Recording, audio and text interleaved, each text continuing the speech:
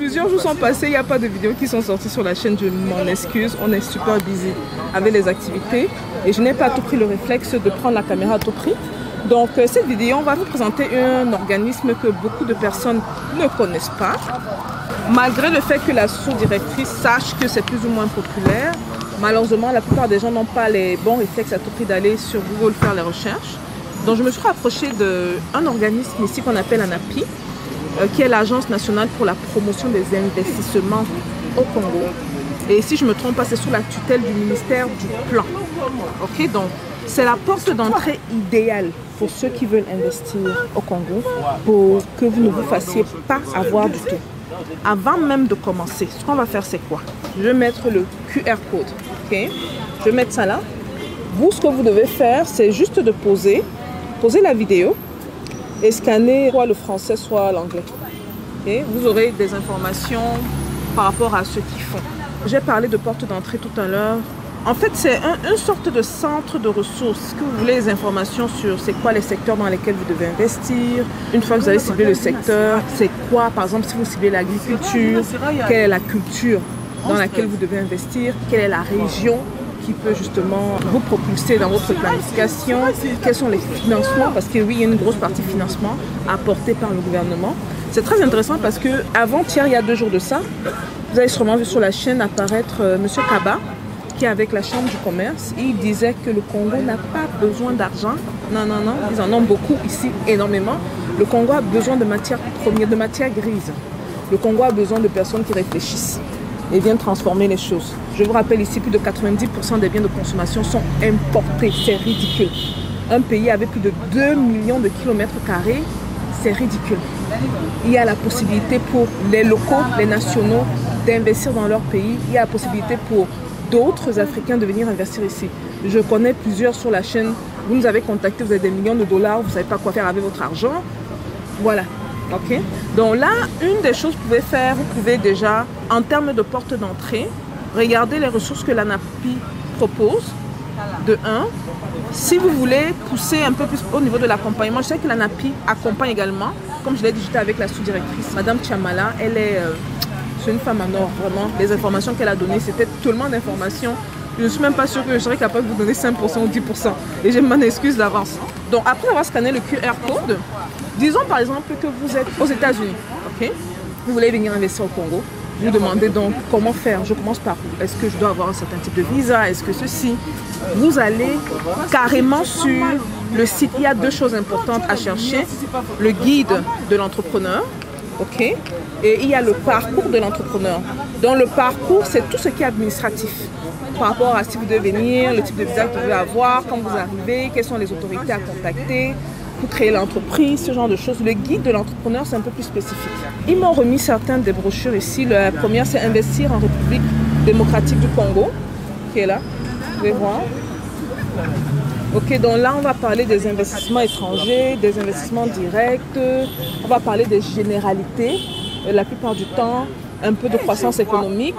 C'est quand même assez mis à jour, hein, parce que j'ai regardé les documents, ils parlaient de 2023. Ok, 2024 n'est pas fini, donc on ne peut pas se permettre de donner des données d'un pays en pleine progression. On va parler des domaines, l'énergie, l'industrie, les mines, les banques et assurances, la santé, l'hydrocarbure, le tourisme. C'est intéressant, un truc qui me vient en tête qu'elle a mentionné, elle a mentionné beaucoup de choses, c'est le fait que très souvent les gens ne se rendent pas compte de l'importance des marchés publics ici au Congo. Beaucoup souvent vont courir dans les minerais, surtout qu'on sait que ça représente un peu plus de 90% de tout ce qui est exploitation au Congo. Par contre, au niveau des recettes fiscales, on est autour de 30 à 35%, ce qui est extrêmement bas. Ça devait être également dans les 80, voire plus, pourcentage. Mais elle a donc mentionné les marchés publics qui sont très négligés et où il y a une grosse demande. Souvent, même, ce sont les gouvernements, bien le gouvernement qui va faire une offre et très souvent un appel d'offres plutôt, auquel beaucoup de gens ne répondent pas parce que beaucoup de gens ne sont pas au courant de ça. Beaucoup de gens sont plus concentrés au minerai. Par rapport au marché public, c'est un secteur très négligé, mais où la demande existe. Que ce soit au niveau de la construction des routes, des infrastructures, le marché est là. Et je peux comprendre que certaines personnes sont un peu perdues quand on parle des marchés publics. Allez un peu vous éduquer, lire dessus. Du côté de la Côte d'Ivoire, par exemple, nous savons que plusieurs marchés publics ont été donnés, par exemple, aux Chinois.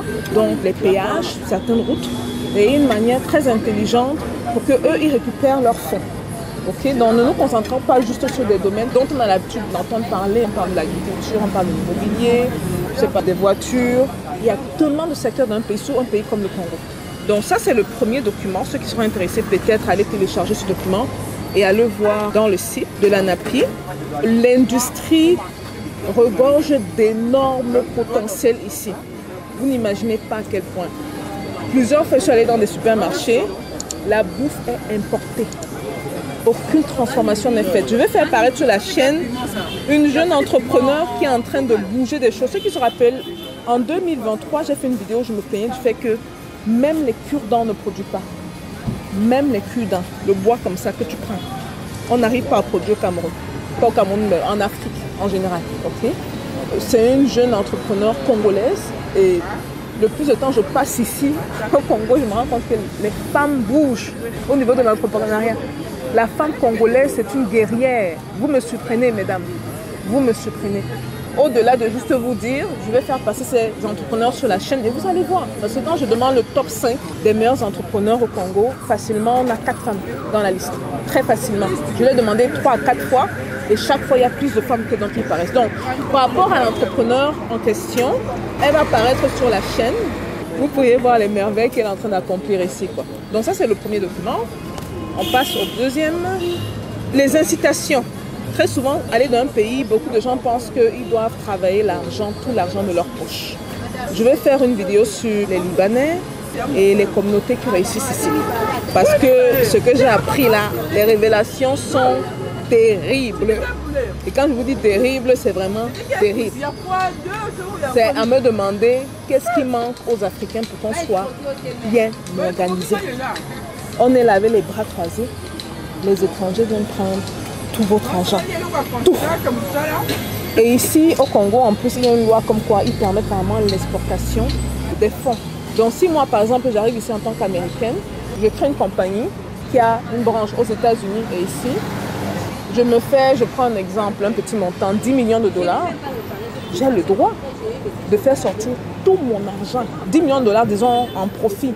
Sur le 10 millions, disons, je veux faire sortir 8 millions de dollars, le 8 millions sort, le 2 millions peut rester ici pour faire tourner les business existants. Donc il y a cette loi-là. Je ne vais pas trop me prononcer par rapport à ça parce que je ne connais pas encore à 100% les réalités congolaises. On est comme un bébé, on est là pour apprendre. On avance tranquillement, pas vite. Okay? Donc beaucoup d'incitations. On m'a remis cette brochure-ci. Donc vous pouvez également aller regarder, avoir plus d'informations par rapport aux incitations. Ça peut être des incitations au niveau de la douane, par exemple, okay? Pour les commerçants, pour les gens qui sont dans l'industrialisation, les machines, parfois des organismes comme l'ANAPI. À travers l'ANAPI, vous pouvez avoir un retrait des frais de douane. Okay? Donc par exemple, je vous prends un exemple tout prêche comme ça, vous allez acheter du matériel de 12 millions de dollars à l'étranger, en Turquie ou en Chine. Dans certains secteurs, vous faites importer ce contenu, ces machines ici. En douane, vous devez payer par exemple, je ne sais pas, 2 à 3 millions. Vous pouvez être exonéré si vous touchez les bonnes personnes. Et pour ce faire, l'ANAPI, c'est une très bonne ressource pour savoir où aller, qui contacter par rapport à ça. Okay? Vous voyez dans la brochure, on vous parle des conditions d'éligibilité, on vous parle des secteurs éligibles. Ouh, il y a beaucoup de secteurs éligibles. Les gars, c'est très intéressant. Les secteurs éligibles, il y a les infrastructures, l'agriculture, la pêche, l'élevage, donc ceux qui veulent faire la tour des poulets, que sais-je, industrie manufacturière, l'immobilier, le tourisme, l'industrie culturelle, l'énergie, les services exercés dans les sous-secteurs, dans la santé, éducation, information, montage et maintenance d'équipements industriels, téléservices, transport, construction des infrastructures, cybervillage, télécommunications, assemblage. Voilà quoi. Dans les conditions d'éligibilité, on vous parle d'être une entité économique de droit congolais, dont il faut une preuve de l'existence de l'entreprise sur place. Et ça, c'est facilement créable avec 300 à 400 dollars ici. Bref, il y a plein d'informations dans cette brochure-ci. Moi, je vais me régaler. Hein. Mais comme d'habitude, je partage avec vous. Est-ce que vous me payez pour ça? Les gars, là, voilà les informations qu'on vous fait payer. On vous dit donner 100 dollars. 600 000 personnes donnent 100 dollars. Chacun, ça me fait déjà 1 million, non? 1 million d'argent. Bon, et la dernière brochure qu'ils ont donnée, c'est par rapport aux réformes. Voilà ça ici. Vous pouvez poser la vidéo également. Et les réformes, c'est celles qui ont été effectuées par le gouvernement pour faciliter les affaires au Congo. Ok, ça par contre je ne l'ai pas encore lu. Donc, il parle de la création d'entreprises, efficacité de la résolution des litiges commerciaux par les tribunaux de commerce. Bon, on va parler d'une autre réalité au Congo. Hein. Vous savez qu'on se dit toutes les vérités, c'est le business. On est dans le business, on n'est pas dans tu dois faire ça, tu dois faire ci, ça. On est en Afrique centrale. Il y a beaucoup de choses très similaires au Cameroun ici. Gros problème au niveau du lobbying, ok, gros problème au niveau parfois de la corruption. Donc quand vous venez sur le terrain, il faut être au courant de toutes ces affaires-là. Et il faut également être au courant des personnes par qui passer. C'est pour ça que des organismes, par exemple, comme l'ANAPI sont importants. Qui passer, qui toucher. Maintenant, ça ne veut pas pour autant dire que ce n'est pas parce que vous ne connaissez pas quelqu'un que vous ne pouvez pas venir entreprendre ici. Je vais faire une autre vidéo à part où je vous montre comment vous pouvez faire le $1 million en un an. Facile.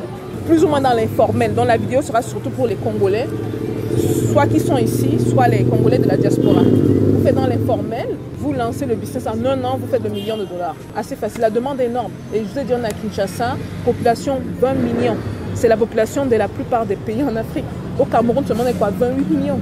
Au Togo, ils ne sont que 8 millions. Tout un pays, 8 millions. Vous prenez 2 fois la population du Togo, ça ne fait même pas la population de Kinshasa. Et en plus, il y a un pouvoir d'achat derrière. C'est énorme, les gars. Énorme. Donc voilà, donc création d'entreprise, paiement des taxes et impôts, transfert de propriété. Bon, ça, je n'ai pas encore lu, donc je ne peux pas vous dire grand-chose dessus. C'était surtout pour introduire l'ANAPI, que les personnes qui cherchent les portes d'entrée du côté du Congo, vous pouvez faire un tour de leur côté. Le plus de ressources, je trouve, le plus, je vais partager avec vous. Ok? Au lieu de me dire, la soeur est gentille, elle partage les informations qu'on nous fait parfois partager, vous vous abonnez. Vous avez dit qu'on devait déjà être à plus de 3 millions sur la page. Je ne trouve pas normal là, qu'on ne le soit pas encore. Donc, cliquez sur partager la vidéo. Faites circuler l'information. Pour moi, à date, je vous ai dit, le Congo reste dans le top 3 des pays en Afrique où investir. Top 3. À date, même là, c'est le top 1 pour moi. Parce que vu les opportunités qu'il y a ici, franchement, c'est énorme. Et même si c'est qu'il y a de la concurrence, parfois déloyale, ce n'est pas des gens qui couvrent tous les secteurs. Donc ne vous basez pas juste sur le côté, la partie sombre du business. Parce qu'il y a tellement à faire, vous allez peut-être vous rendre compte qu'ils couvrent 20%. S'ils couvrent 20%, il y a 80% encore dans les secteurs dans lesquels on peut venir taper. Les gens de la diaspora, ceux qui sont par exemple du côté des États-Unis, vous voyez un peu l'avance au niveau du digital qu'on a de ce côté-là. On peut ramener ça ici dans certains secteurs qui ne sont même pas encore existants. Donc ne vous dites pas qu'on va ramener le digital parce que le digital, il ne veut pas. Non, ça va dépendre du secteur dans lequel on va se lancer. Et c'est ça. Et vous savez que je suis une grosse fan de l'agriculture. Si vous voulez vous lancer encore dans l'agriculture, c'est autre chose. L'avantage avec les Congolais, c'est qu'ils mangent et ils mangent bien. Et si vous faites encore du bio, il y a un gros marché pour le bio ici. Vu que la plupart de la nourriture est importée, on ne garantit pas à tout prix la qualité. Si vous produisez localement, faites du bio. Je fais ici un clin d'œil à la ferme Songhai du côté du Bénin. Donc vous faites du bio, écoutez, le marché est énorme. Voilà les gars, nous on va manger, on se voit à la prochaine vidéo. Je serai sûrement avec un ou une entrepreneur que je vais faire passer sur la chaîne qui va vous raconter son parcours. Et voilà. Donc dites-moi si vous avez d'autres besoins parce que mon équipe a commencé à me remonter les questions qui sont parues sur les vidéos précédentes du Congo. Donc là dans mes recherches, quand je trouve des choses intéressantes, je ne me gêne pas de partager avec vous. Et voilà, si vous avez d'autres questions, n'hésitez pas à les poser. Et on se voit à la prochaine vidéo. Stay tuned, guys. Peace.